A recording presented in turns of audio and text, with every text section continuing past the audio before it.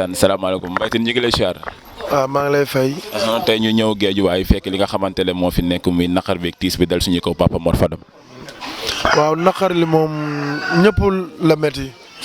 waaw bur yàlla moom bu soxlaa moom jaam soxla doo ci man dara suñu papa la moo ñu yar moo ñu ngénte moo ñu def lépp waaw lu ñu xam ci moom encore lu jaamu yàlla ak yar waaw gars yi yëpp loolu lañ koy seedeel mosoo gis waxtu jot te du jaar ni dem jumaa ja loolu lañ koy seedeel di koy ñaanal fi mu jugee yàlla na ko gënal fee mu jëm yàlla na ko Serigne Touba teeru barke maam Serap Fall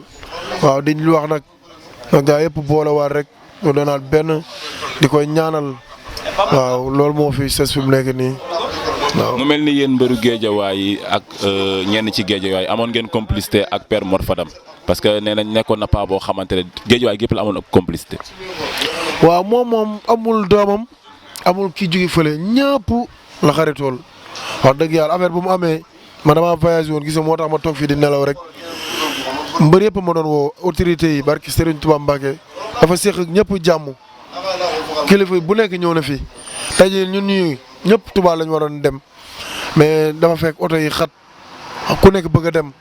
parce que booy gunge kilifa moom dafa war a mot dañ koy ñaanal rek ñi ko gunge tamit leen yàlla fay waaw gis nañ ñi fi ñëw ñëpp wóor na yàlla. jërëjëf Mbaye. jaajëf waay.